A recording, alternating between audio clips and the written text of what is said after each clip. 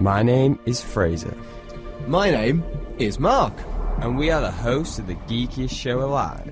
To the outside world, we're ordinary geeks. But in the Fab International Studios, we talk comics and find other geeks just like us. This is Geek of the Week. Now this is a section of the show called Pull or Pass. To basically explain the format of the show, when you go into your local comic book store and you buy a comic, let's say which comic do we want to buy today, Mark? What have you I hate Fairyland. Mark has seen it. I hate Fairyland, let's say 22. He's picked it up and he's put it behind, and the clerk at the back of the desk will go, would you like to add this to your pull? Mark's like, ooh, what is a pull? Well, Mark, a pull is basically, it's like a subscription service, but less intense, less, oh, you need a direct debit and you need to be here, everything, and pick it up. Basically, whenever there's another I Hate Fairyland, let's say 23, 24, 1 billion, they will put it behind It ended. It broke my heart. Rip. I know. They will put it behind the desk for you, usually like a nice little folder that says Mark or something like that, depending on how big the comic book shop is. Me and my friend Jacob had a nice little folder together. It was dead cute. Yeah. And put it in. It was just filled with loads of Spider-Man, really, to be honest. It was all Jacob, clearly, not me. No. Hello, Jacob. But basically, yeah, so a pull sort of that. And what we do on this show is we have a segment called Pull or Pass, where we'll look at usually free, sometimes more, comics, and we decide whether we would add them to our pull or we're just going to pass on them. But for now, because it's sort of a reflection, we're looking at 2018. This is our review of the year. Exactly. This show. So we're looking, it's a nice sort of way to get to know us, really, as well, see what's on our pull, because we're talking about some of the ones we talked on the show, but also stuff that was on our pull before the show, starting in 2018. Now, Mark, let's start with your pull. Well, the first thing I will say is this segment of the show has made my pull really expensive.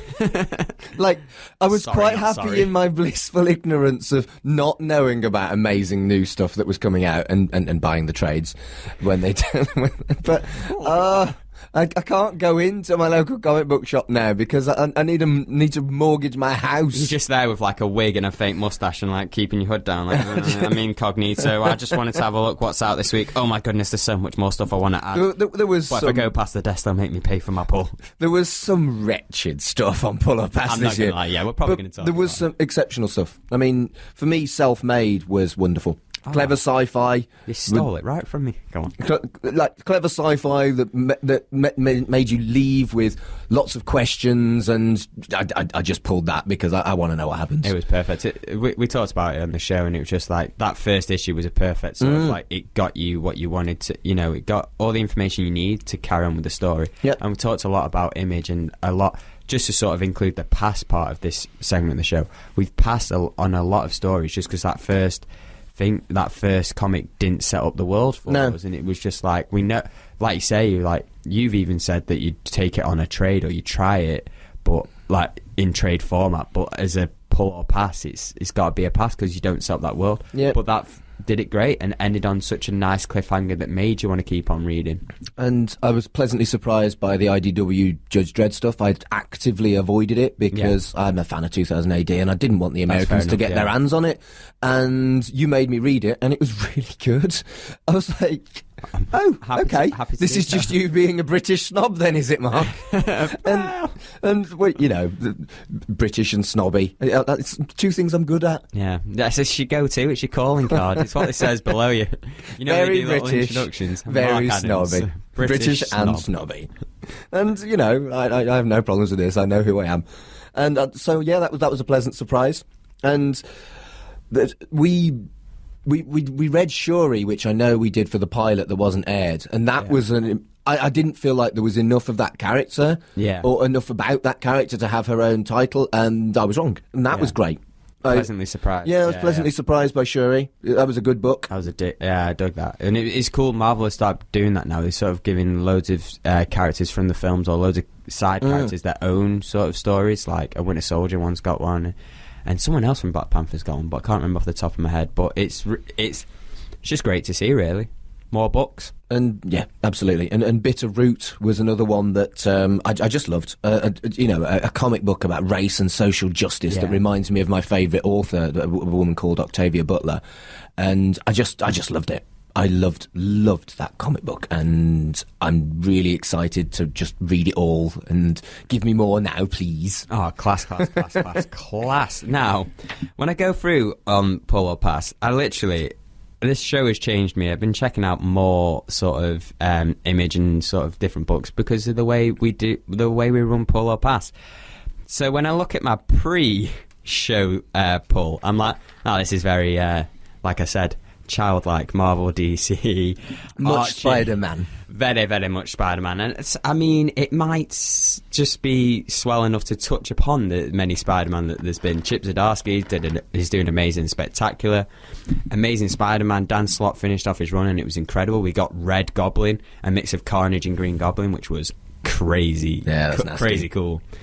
But like my one Image book that I had was Invincible, and that had always been my go-to. Yeah, but I read Invincible, so I technically read Image. But then that ended, and I was a bit like, oh man, and that was sort of like Image's. Invincible is next week's Pull or Pass as well. Exactly, it all ties in, and it was a nice sort of it was a nice book to get me onto Image because it's a superhero book. It's very similar to like Spider-Man and stuff like that, and Nightwing, which I always dug.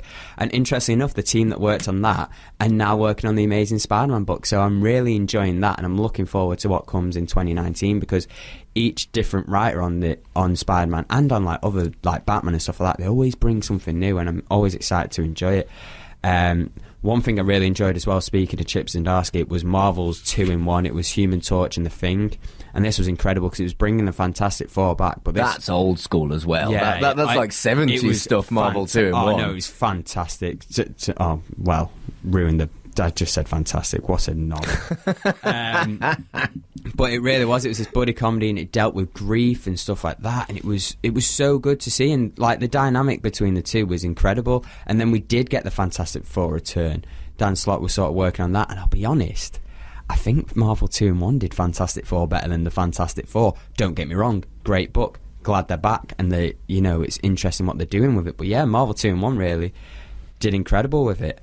Another book, I'm going to go through Marvel, then I'll go through DC. We already talked about my big image like reveal, which made me like, oh, I'm dead happy to collect this, which was self-made. But I want to talk about Avengers No Surrender. It was Marvel, because Marvel in the comics are very slipping, and they always do this thing of like, oh, Civil War's coming out. Oh, we'll do Civil War 2 then. Infinity War's coming out. Yeah. There's Infinity Wars, and they've always sort of... Civil War 2 wasn't too much on that, and it's never been a great story. But this Avengers No Surrender, there was so many Avengers teams, and it was all becoming a hot mess.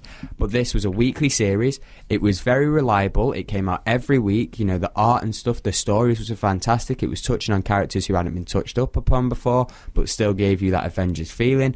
Was Devo that I bought it for the two Spider-Men, and they got frozen, but whatever, that's okay. I'm over it. But it was really good, and it sort of helped bring in a new team of Avengers, which I really, really enjoyed, and it was a great story.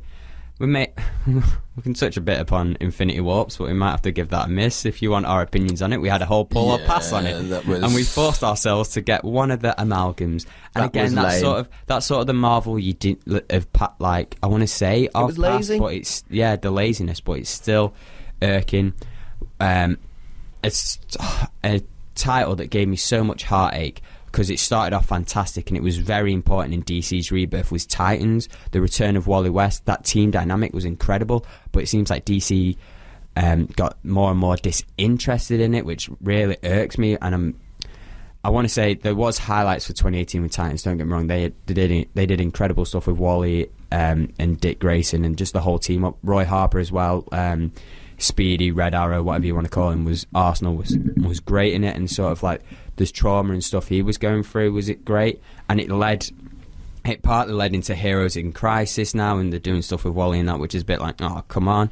But Heroes in Crisis, I read that for Boost the Gold, and I'm enjoying where it's going. And I know you love your Boost the Gold. Crisis is a bit of a buzzword at DC, so you can sort of see where the future's going with that, and it's like, But my big thing this year was Booster Gold returning. I was so happy. He rocked up in Man of Steel, and it was the run-up to the 1000th issue, and I was like, I'm going to get it till the 1000th issue, because honestly, I thought it was going to be 2 issues, but it ended up being like a whole 6-issue arc, and it was incredible. Booster Gold showing why he's the greatest hero no one's ever heard of, earning Superman's respect. Tried it again with Batman, which is, again, another story. Didn't work out too great. We got like a Batman sort of flashpoint, bat point. And that was really fun to see. And I'm just happy that Booster Gold's finally popped up in Rebirth, and it's going to be incredible. And I'm looking forward to what 2019 holds for Booster Gold and stuff like that. Quick mention to Flash War as well, just because we're running out of time, I know, and Flash War was pretty cool. It was just cool to see Wally and Barry together again, and the other Wally. And that's the thing. Just all the flashes. We're running out of time because there's so much to talk about with comic books at this time. We are in a golden age. Golden age of comics in film, TV, and in comics. Now, we're interested what was on your pull and pass for 2018, and next week we're going to look at the future and what will potentially be on our pull and what will potentially pass. We're interested again to see what you guys think. So do that. Facebook, Twitter, all the shebangs, all of them. Get social media ring. Exactly. That's not all the word. social mediums. Listen to Geek of the Week. Be sure to tune in next week. Same geek time, same geek channel. And if you want to follow us on social media, it's at GOTW Radio on Twitter. Search for Geek of the Week Radio Show on Facebook.